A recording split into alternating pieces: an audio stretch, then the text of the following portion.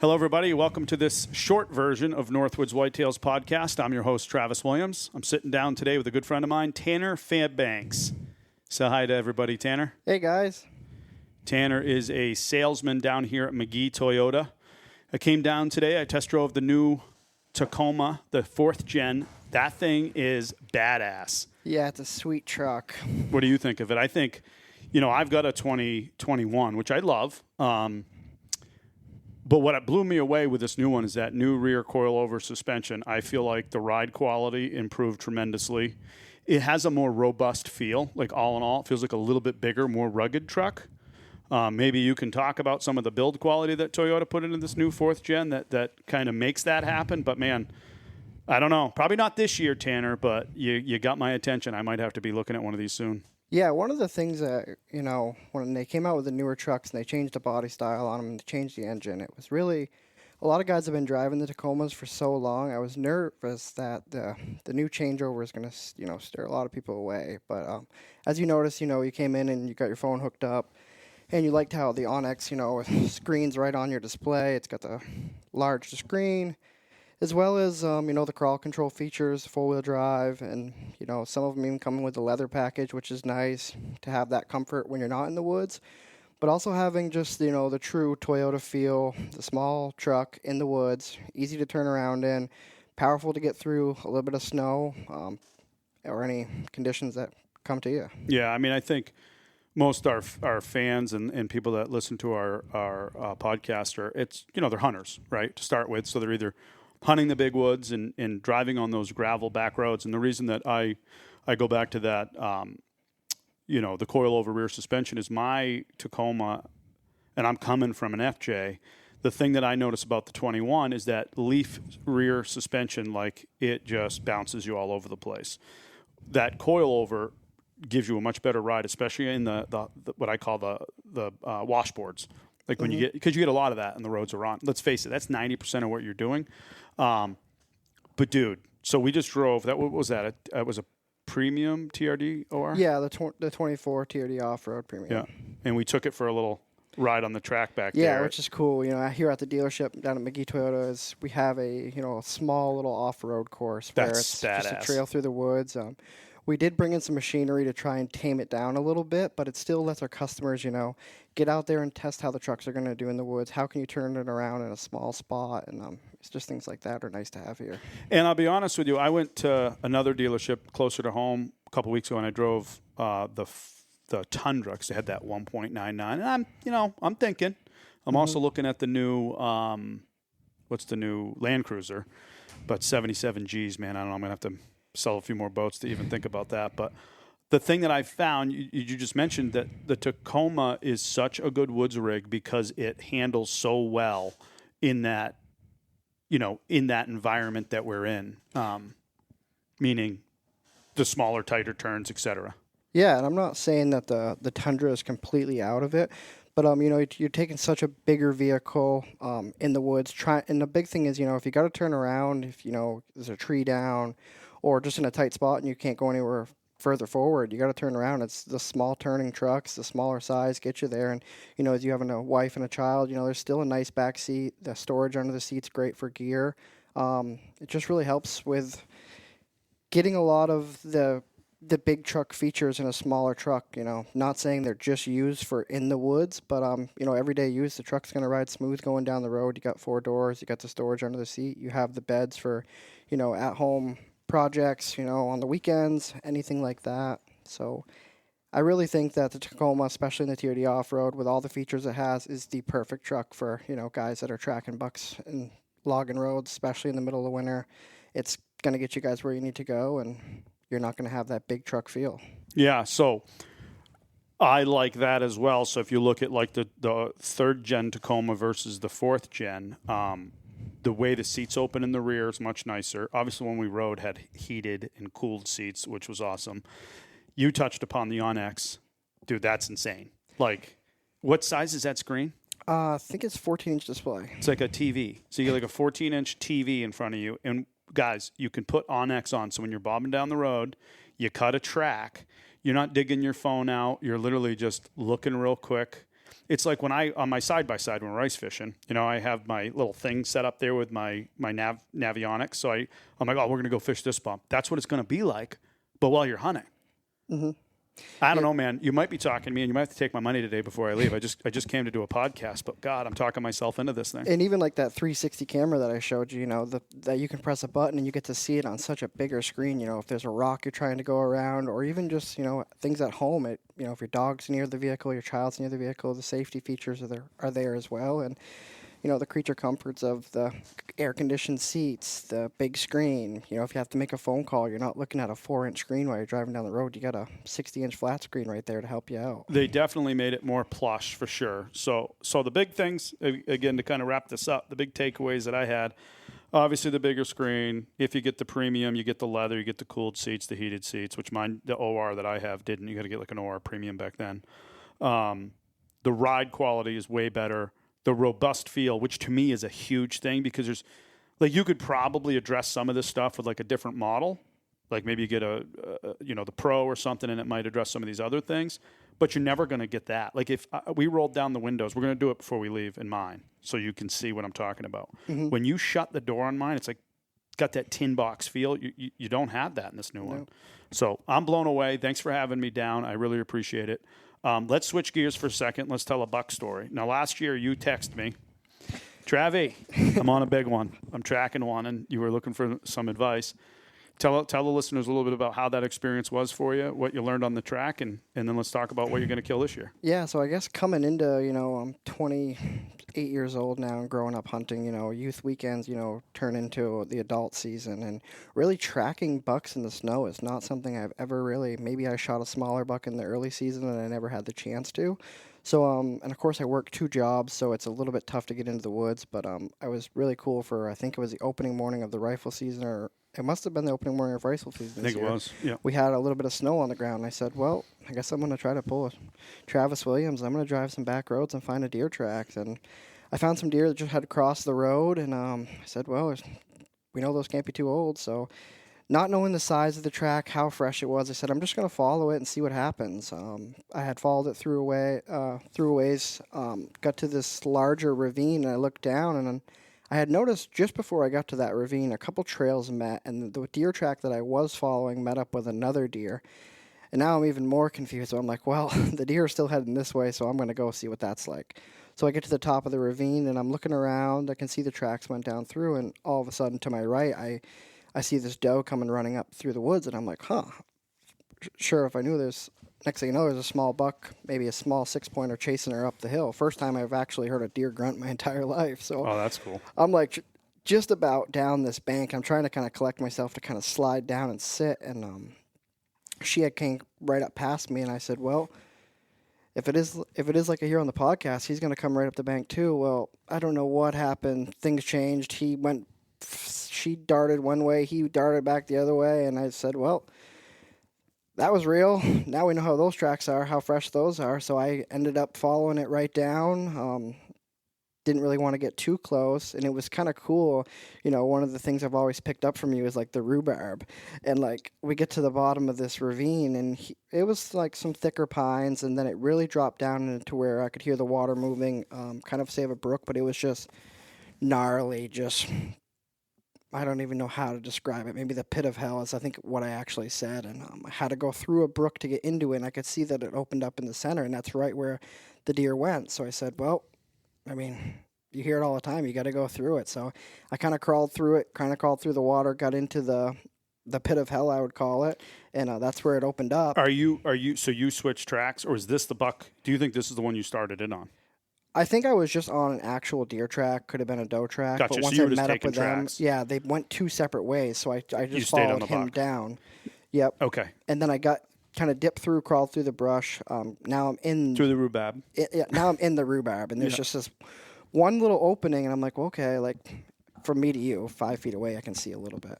And all of a sudden, I'm following it through, and then I just come right up on the brown body, jumped right up in the thicket, and he's probably 10 yards from me.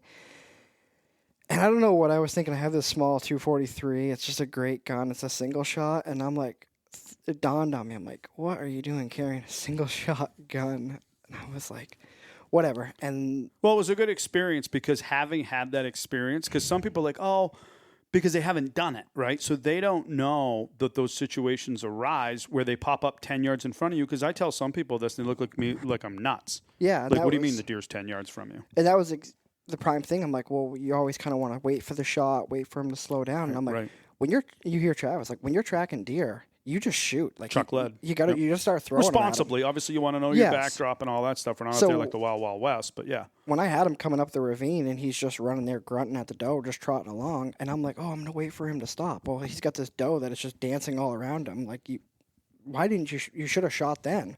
Again, maybe back to like kind of just getting into this a little bit. So that was kind of like, oh, I'm like, why did I not shoot right then and there when I had the chance? And then when I kind of was in the pit of the rhubarb, and then he stands up 10 feet from me, and it's just the brown body and takes off the other way. I'm like, didn't really take it in till I'm driving back home, and I'm like, you had like 3 opportunities to shoot. Like, why were you like? You're not out there watching them. If you're gonna track them in the snow, and you got to learn to pull the triggers. But again, I think it was a good experience for you because you learned, and you'll relive that, dude. Like, even as many deer as I've shot and tracked and not, I mean, there's as many stories of failure. Actually, there's far more stories of failure than there is success. I mean, I could tell you probably 6 stories from last season that similar circumstances like that happened, but you'll relive it in your mind and in your head, and you'll get better every time it happens. Yeah, and like I had mentioned to you when I was going through the Onyx app on the truck screen, some spots of the property I just bought a house on. I really want to, like a few spots that you picked out, I kind of want to get up there as like right now, and I want to just poke around and just see, try to find a nice easy way in there, and then just kind of earning my stripes up there. I want to get up there for the day, find some tracks, find some deer moving around, and then you know, just like the same situations, you know, what I could have done differently, and just kind of just give it a try and see how I can learn. And I think in these types of pieces where it's big woods within kind of smaller woods, you know what I mean? Like, you're not hunting the White Mountain National Forest and you get hundreds of thousands of acres.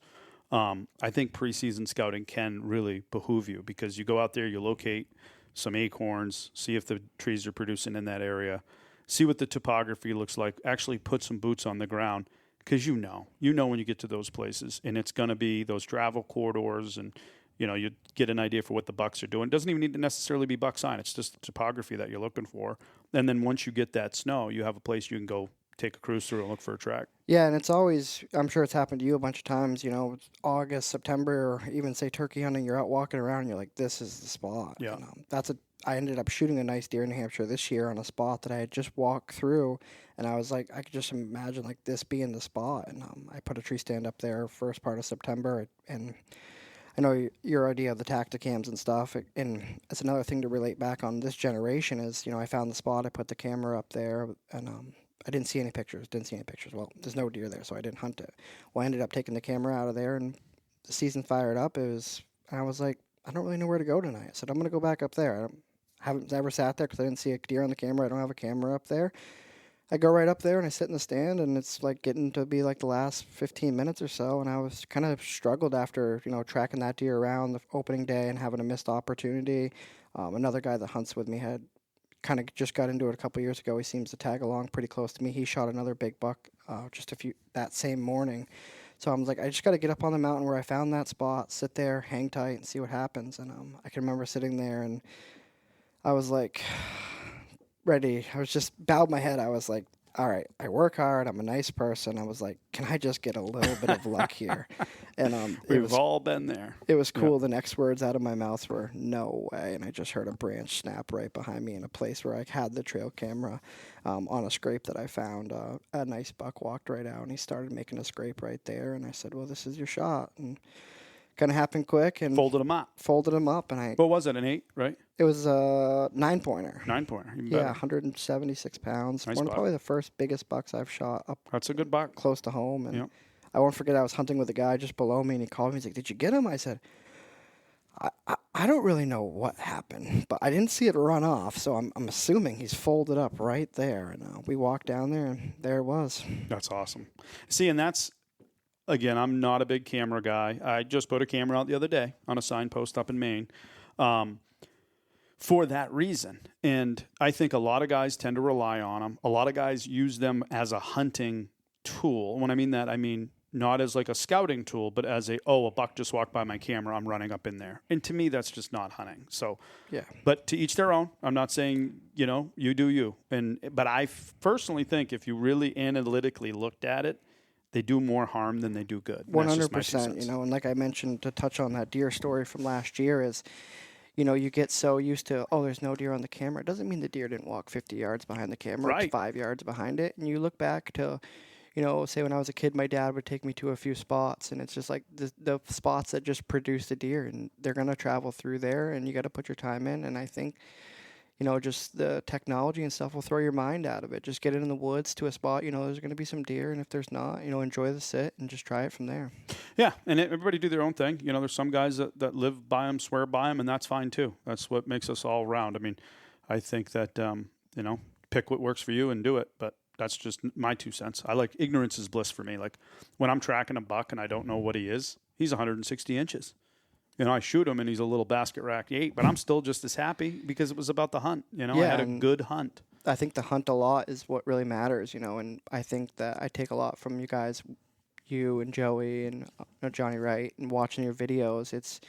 You can pick up so many small things, and it's just like if you keep watching these, you really kind of inspire the younger generation to kind of, younger than I am now, but get off your cell phones, get off the tablets, get out into the woods, and, some people aren't about it, but it is. I couldn't really think of a better thing to do. Yeah, it's like, you come up every year for the Derby, and it's that same kind of camaraderie, too, that goes along with it. I've been going up to camp with Skippy and Big Daddy and my dad and, like, a group of people that you've grown up with. And, like, that tradition is almost as much as the hunt, and it's, it's the journey. I always say it's the journey, not the destination. So. Really, fishing derby to me isn't really about fishing. I could really care less about chiseling my 2 tip-ups out of the lake the entire time. It's the dinners we have after. It's the family getting together.